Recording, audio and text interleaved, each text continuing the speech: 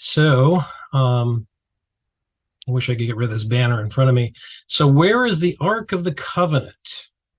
And, when we look at the physical Ark of the Covenant, I have to start the class by saying, I don't know. So, class over, we can all go home. But, when you look at obviously the movies, you can go to Raiders of the Lost Ark, and they say it's lost in the bowels of the Smithsonian. You can go to one of the Christian churches. It's an offshoot of the Coptic Church in Ethiopia that says actually they have the ark and they guard it. There's actually another contingent down in Zimbabwe that says they have the Ark of the Covenant. But I think tonight what I'd like to do is actually go through and see, where is it? What's the meaning of this? Why do we even have to have this conversation?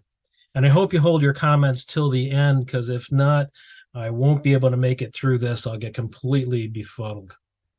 So to really understand this and this concept, where is the Ark of the Covenant? We need to go back to the start. We need to go back to Exodus. And so in Exodus 25, verses 10 through 22, we have God giving the schematic for the building of the ark.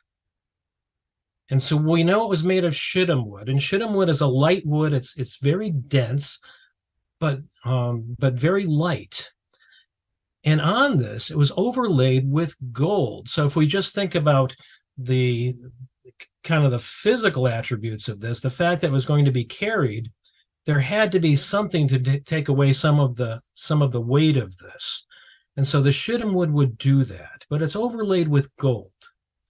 And on the top of it, we have a crown of gold, and with the four rings. And remember, the four rings would be used for the staves that would go through, so that the priests, the Kohathites, could carry this ark on their shoulders when they needed to move from place to place. And those two staves were also made of shittim wood to be light and durable, but they were covered with gold. The cover, or the mercy seat, however, this was different. This was made of pure gold and would sit on top of this box that was being made. And we have two cherubims on the mercy seat with their wings touching each other, made of gold again. So if we look at some artist conceptions of this is what it might have looked like. We don't really know. We don't have any really good pictures of it. They didn't have iPhones back then. But what's more important is, like I say, this was a box. And so what did this box have in it? And we know it contained three things. And the first thing it contained were the tablets of the law. And God said this in Exodus 25, verse 16 to Moses, "And thou shalt put into the ark the testimony which I shall give thee." And these tablets of stone, remember, were the ones that Moses had to make himself and hew out of the mountain, though God would write on them a copy of the law. Well, the next thing that we know that's in the ark is actually quite interesting, because it was laid up before the ark was even considered. And that's the pot of manna.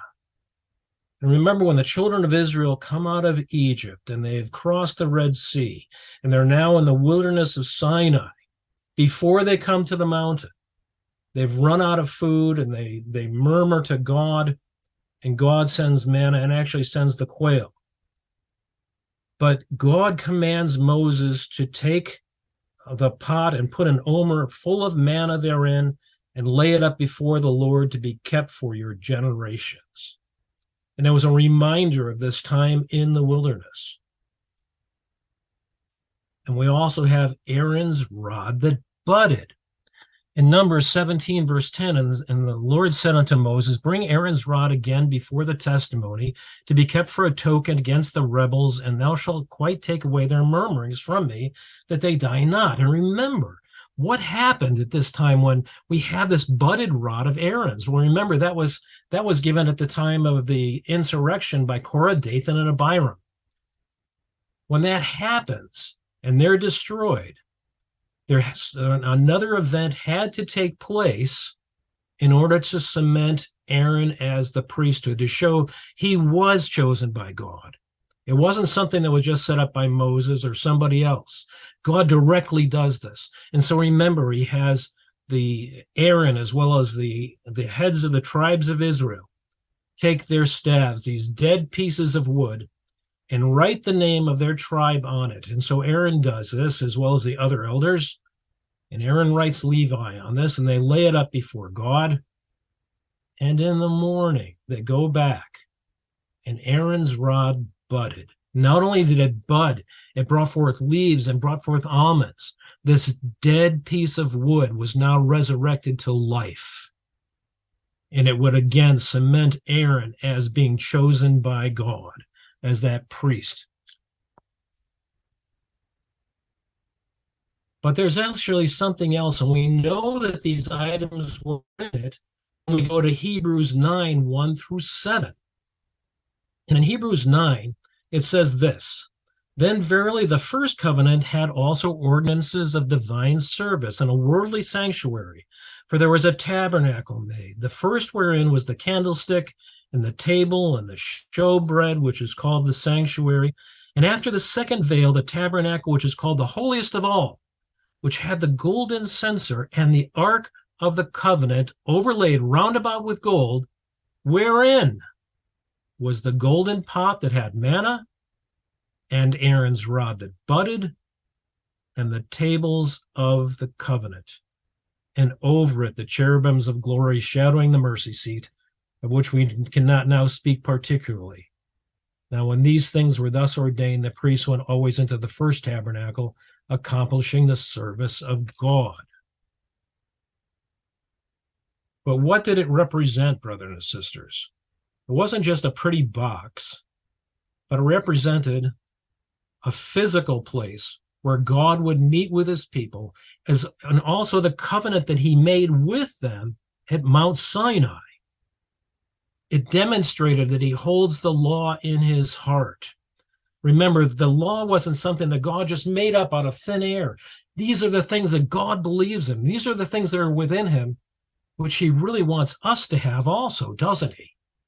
He wants us to have these things written in his heart. And so it represented this law that's written in God's heart, and it's within this ark. It also demonstrated, doesn't it, that he will provide for his people. He had that pot of manna that was laid up and should have been laid up forever before the people, to remind them that God would provide for them, to trust in God, that they had not to want for anything if they would only do that and remember the covenant that he made with them. It demonstrated also that he'd chosen the high priest, didn't it? We just went through that with Aaron's rod that budded. It is God that's going to choose this. It's not man. It's not anybody else. God has his plan in mind. And this was the place of mercy, reconciliation, and atonement. This was the place where the high priest would go in once a year to make reconciliation and atonement for the people. And the interesting thing, brothers and sisters, is remember, the people had to have faith that the ark was there because they couldn't see it, could they? They were outside. The general population was outside the tabernacle, and they were outside the temple. Into the holy place went the priests, and we just read that in Hebrews. And Hebrews would also go on to say that once a year, the Day of Atonement, we'd have the high priest go in, who would stand before the ark of the covenant of God. But even then, he wouldn't go in empty-handed. He went in, didn't he, with the censer of incense, as that incense enclouded him and enshrouded him. So even what he saw was somewhat clouded in front of him, but that incense represented the prayers of the people going to God. And so we have the Ark of the Covenant. And in Numbers 10, verse 33, it says, "And they departed from the mount of the Lord 3 days' journey, and the ark of the covenant of the Lord went before them in the 3 days' journey to search out a resting place for them." And this is the very first time, brothers and sisters, that it's called the Ark of the Covenant. And it's going to be noted that way in about 45 verses in Scripture. And it would seem for the most part, brothers and sisters, for the most part, most of these verses are in Exodus, Leviticus, Numbers, Deuteronomy, Joshua, and Judges. And then we're going to find a good portion of them in Samuel, in the first book, a little bit in 2 Samuel, in the Kings, and in Chronicles. But we also find that as the children of Israel went forward in their history, and they go into the period of the Judges, the symbol is started to be lost. And by the time we come to Samuel and the birth of Samuel, that symbol is really going to the wayside. And so when we come to 1 Samuel 3, verses 1 through 3, it says this. And these are verses that we know, brothers and sisters. "And the child Samuel ministered unto the Lord before Eli. And the word of the Lord was precious in those days. There was no open vision." And the verse will go on to give us a hint as to why that was. And it says, "And it came to pass at that time when Eli was laid down in his place, his eyes began to wax dim that he could not see." He's getting older, and he does have that physical ailment, brothers and sisters, where he truly physically can't see that well. But I would also say, brothers and sisters, there's a spiritual blindness that's coming in. There's a spiritual blindness that's coming upon Israel. Because we also know that Hophni and Phinehas have desecrated the office.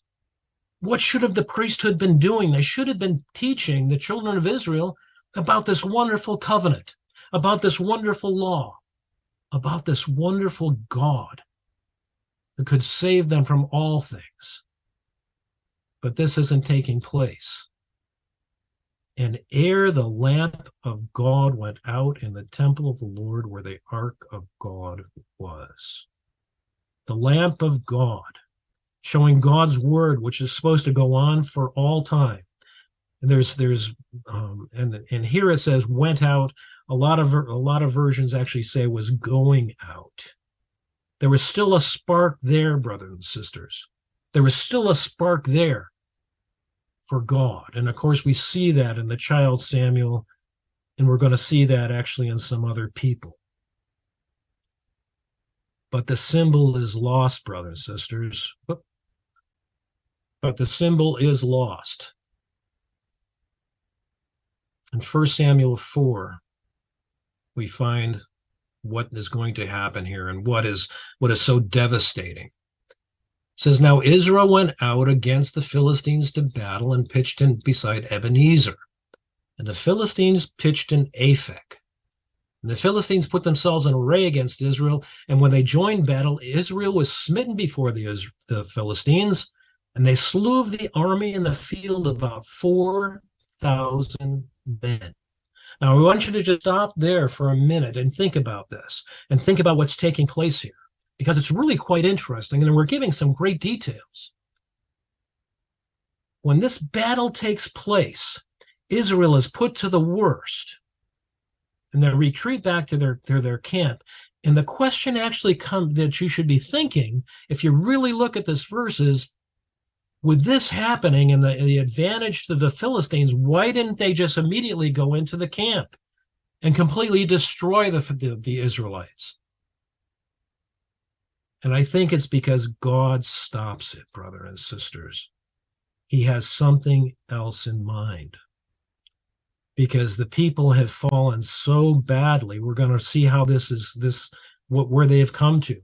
It says, "And when the people were come into the camp, the elders of Israel said, Wherefore hath the Lord smitten us today before the Philistines? This is why, right here. Let us fetch the ark of the covenant of the Lord out of Shiloh unto us, that when it cometh among us, it may save us out of the hand of our enemies." Where does it say they actually went back to God and said, what should we do? They've taken it upon themselves to think that they have the answer. And it's the elders that are doing this. Notice it's not being driven by the priests, though the priests are going to go along with it. Let us fetch the ark of the covenant of the Lord out of Shiloh unto us. And notice that when it cometh among us, it may save us. They've completely lost what this means. They think that the ark has some magical power that when it's there in their presence, they can do anything. But of course, we know that's not true, is it? It was a representation. It was a symbol. And so the outcome of this, brothers and sisters, we know. That symbol now was completely lost. The ark was taken by the Philistines. The prospective high priests were slain. That was Hophni and Phinehas who brought it. And Eli, the high priest, the last judge of Israel, also dies.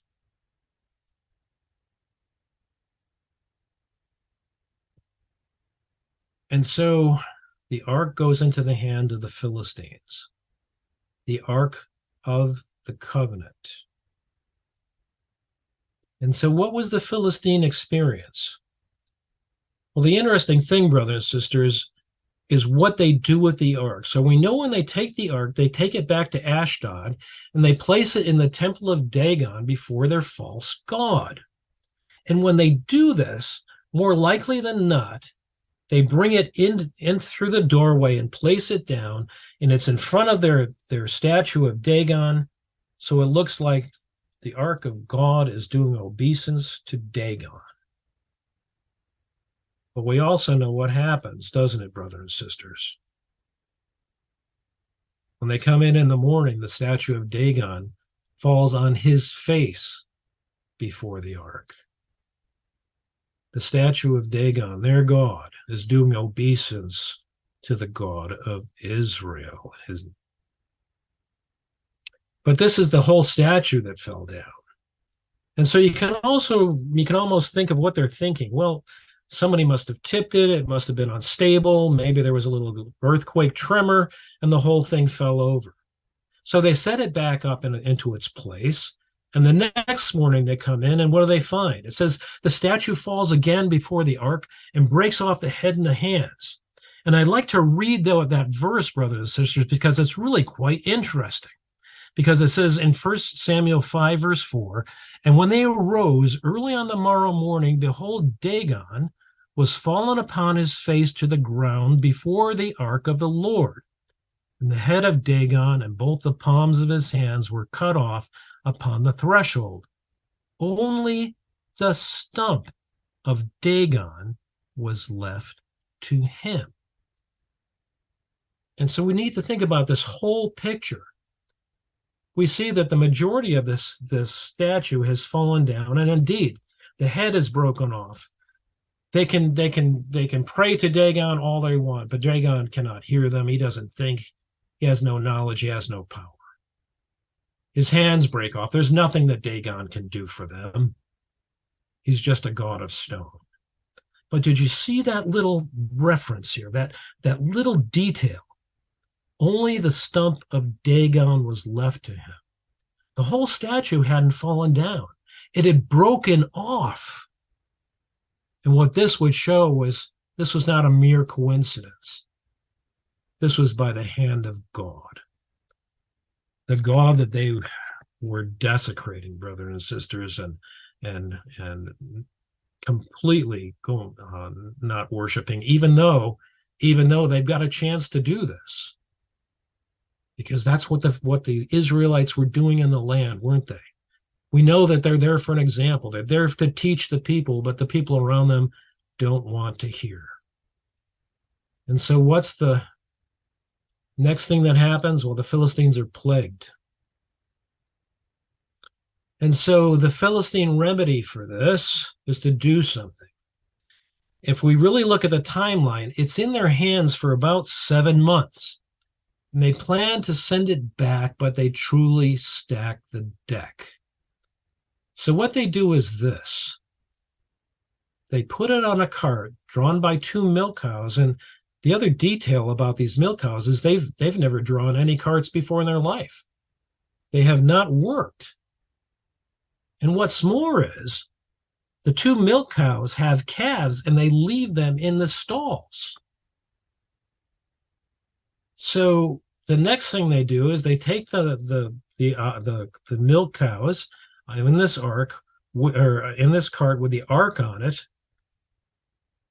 and they take it out to the road and they let it go to see if it will go to Beth Shemesh or some other place. And actually, the verse 8 of 1 Samuel 6 says this.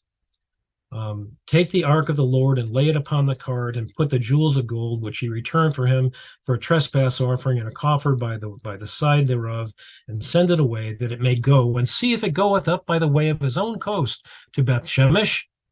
Then he, God, hath done us this great evil. But if not, we shall know it is not his hand that smote us. It was by chance that it happened to us. Just a coincidence that these things happened. But think about this, brothers and sisters. What would these two milk cows really want to do? Even beyond the fact that they've never worked a day in their lives, would they know what to do with this cart? Would they know how to pull it? They weren't trained to do this, but what they'd want to do is go back to their calves that are lowing for them in the stalls. That's what a mother wants to do. But they don't. And they go on and they go to Beth Shemesh. And we'll find that the symbol is still lost. Because the reason why it goes to Beth Shemesh is Beth Shemesh was a city of the priests of the line of Aaron, the high priest. We find that in Joshua 21. This was of the family of the high priest, of the Aaron's line, who should know what to do with this ark. But what do? They're even worse than the Philistines. They desecrate the symbol. They open it up. They look inside, and it says 53,000 of them are destroyed. And there's some different thoughts on what this number could actually represent, and it's beyond what we're going to do tonight. But the fact that they did this, brothers and sisters, and God's wrath comes upon them, that's what's important for us to see here. And so what do the men of Beth Shemesh do? Does the city of priests, they send it away. They send it a little to the northwest to Kirjath Jearim. And this was a Gentile city. And what this city was this was one of the four Confederate cities with Gibeon. And remember the story of Gibeon. The story of Gibeon was at the time of Joshua, when these men begin to see the Israelites coming in and destroying the people around them and destroying the cities. They don't want this to happen to them. And so they send in ambassadors with their moldy bread and their bottles of wine that have been rent and their clothes with holes in them, saying, oh, we've come from a far country. Make a league with us. And of course, Joshua and the elders of Israel, instead of consulting God, do this. And a few days later, when they come to Gibeon, what happens? Well, when they come to Gibeon, they find out that yes, this was the cities that they were supposed to destroy. But they didn't. And because of that, brothers and sisters, they know that they can't destroy these people because they made a league with them. But what do? Well, in Joshua 9, if we actually went down to verse 22, it says, and Joshua called for them and spake unto them, saying, wherefore have ye beguiled us, saying, we are very far from you, when you dwell among us? Now therefore ye are cursed, and there shall none of you be freed from being bondmen and hewers of wood and drawers of water for the house of my God. So they're put into the service of the tabernacle. And so here they are. and they will serve the tabernacle, and they will serve God more than the priests do that were in the city of Beth Shemesh. So it goes into the house of Abinadab. And Abinadab possibly was not in the priesthood. He possibly was, but possibly not. And it remains there for 20 years. And the 20 years wasn't really the time that it stayed there completely, but it was probably the 20 years until the time of the Great Reformation that's going to be held by Samuel. But the next time we really come to know about it is a time when the meaning of the symbol is slowly being regained. We have a great reformation that takes place with Samuel. He brings the people back to their God. They begin to learn about their God again and know what their God can do. The Philistines are routed once again. And we go through the time of Saul, and we know there's waxing and waning, and Saul himself really doesn't really follow his God. But there is a man that does, isn't it? We have the man David coming upon the throne. And David wants to bring the ark to Jerusalem. But the first time he does it, he really doesn't do this properly at all. He follows the example of the Philistines. Remember, they put it on a cart that's drawn by oxen. And as it's going down the road, it begins to shake. And Uzzah feels that the ark is going to fall off the cart, and he puts forth his hand and touches it. And of course, he dies. And it puts the whole procession into disarray. And David said, how shall the ark of the Lord come to me? And I think, brothers and sisters, that this wasn't just something he said.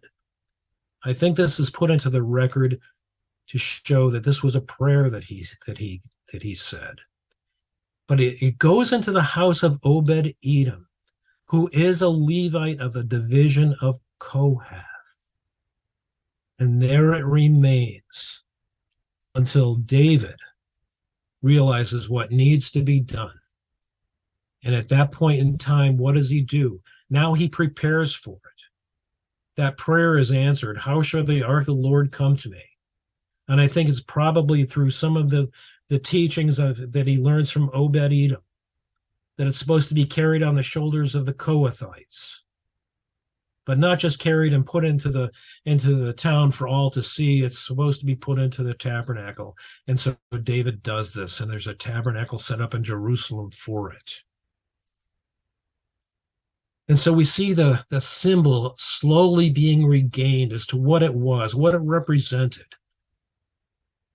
The Ark of the Covenant at Mount Sinai, given to the people.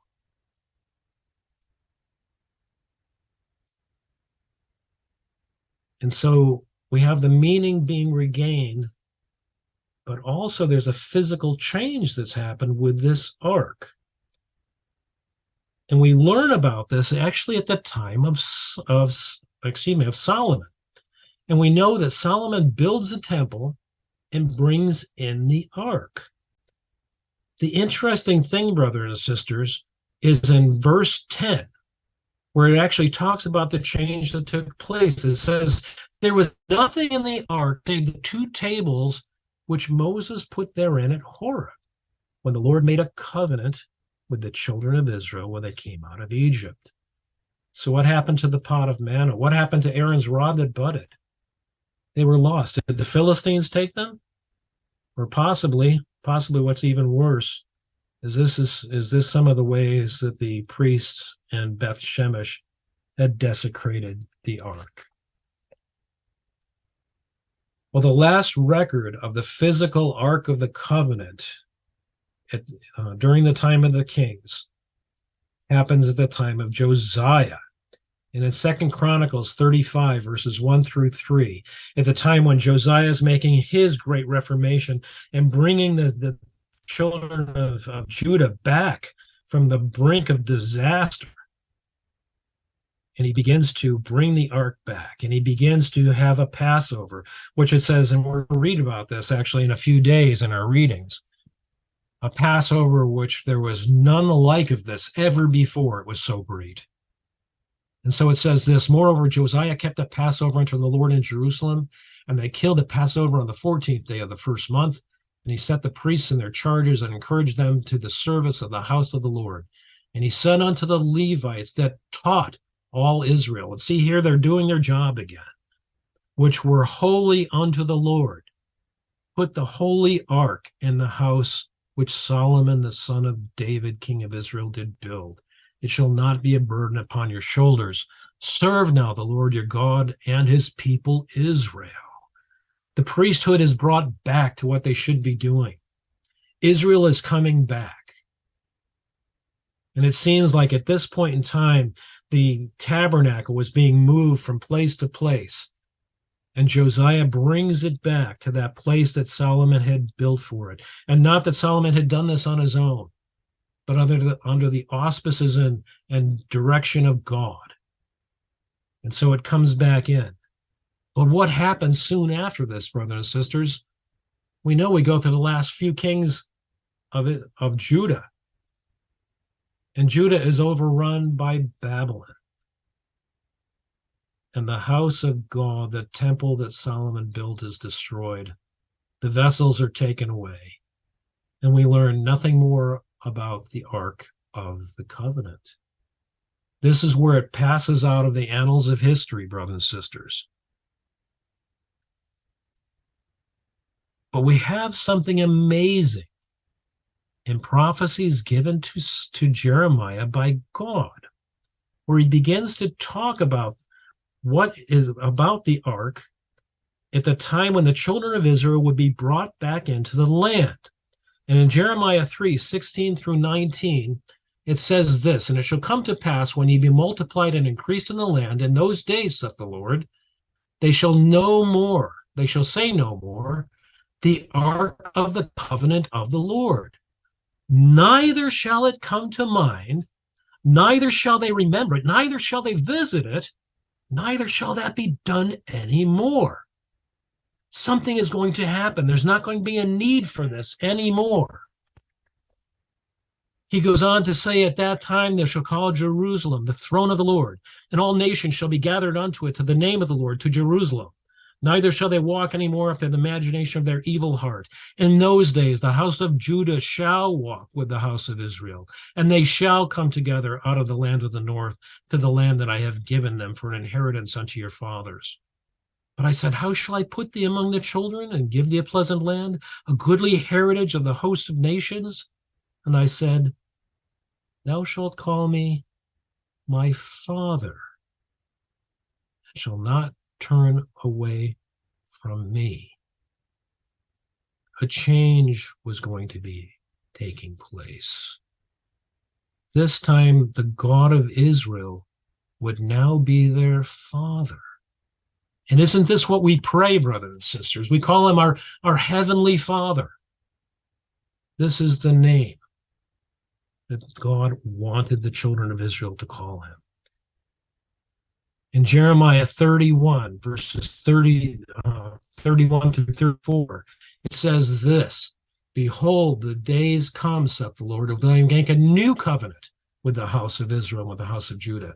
Not the covenant that I made with their fathers in the day that I took them by the hand to bring them out of the land of Egypt, which my covenant they break, although I was an husband unto them, saith the Lord. But this shall be the covenant that I will make with the house of Israel. After those days, saith the Lord, I will put my law in their inward parts and write it in their hearts, and will be their God, and they shall be my people. They shall teach no more every man his neighbor and every man his brother, saying, know the Lord. For they shall all know me, from the least of them, even up to the greatest of them, saith the Lord. For I will forgive their iniquity, and I will remember their sin no more.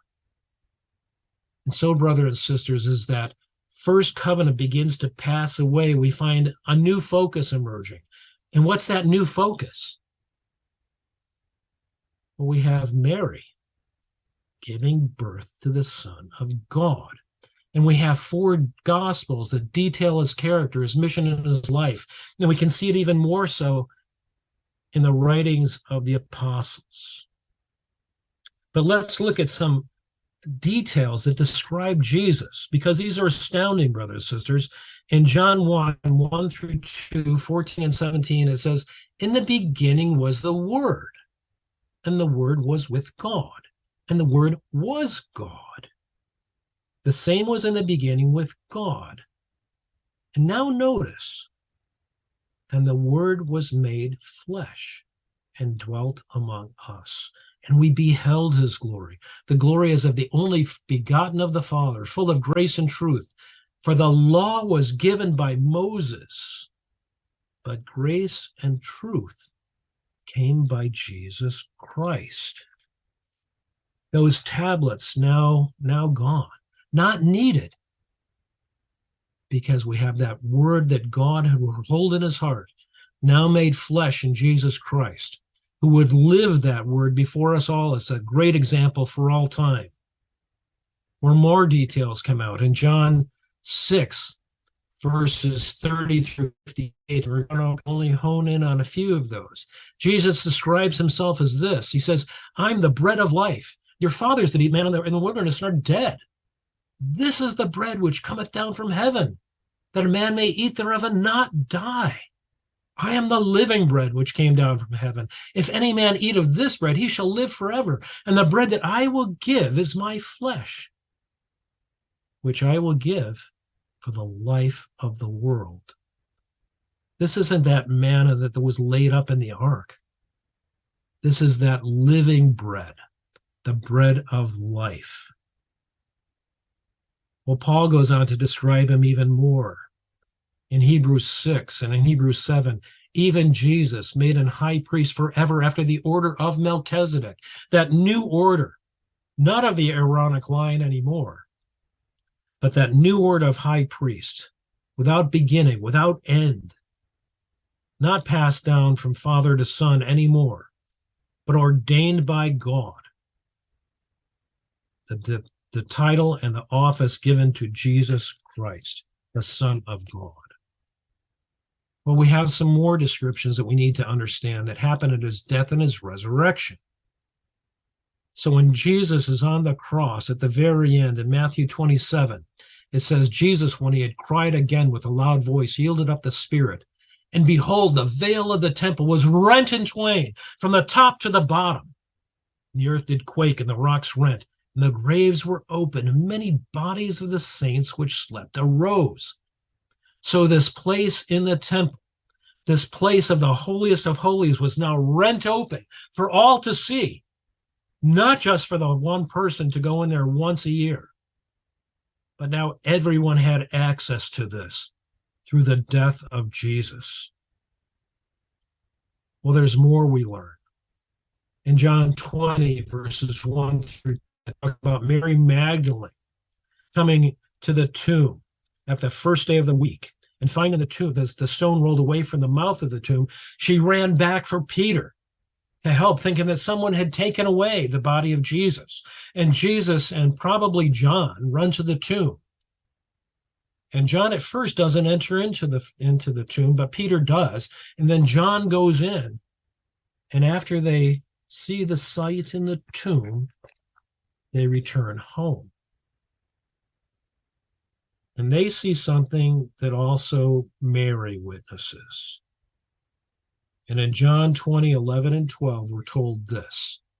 But Mary stood without at the sepulchre weeping, and as she wept, she stooped down and looked into the sepulchre, and seeing the two angels in white, sitting, one at the head, the other at the feet, where the body of Jesus had lain. So, brothers and sisters, when we put all this together, what has been described? It's a living description of the Ark of the Covenant, now made manifest by a better testimony. And we know what that testimony is. It's Jesus Christ. So let's look at this then in detail.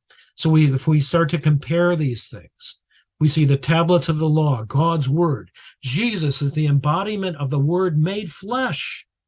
The manna, brothers and sisters, God provision for sustaining the lives of his people in the wilderness. Jesus, the manifestation of that token, and that provision for the promise of eternal life given for us. Aaron's rod that budded, God's declaration of his chosen high priest, Jesus declared by his Father. Excuse me.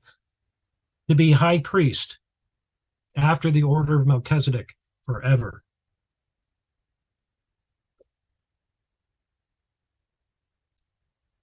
Well, the comparison continues, brothers and sisters. The ark residing in the Holy of Holies, only seen by the high priest. The veil of the temple dramatically ripped in half, exposing the way in for all to see.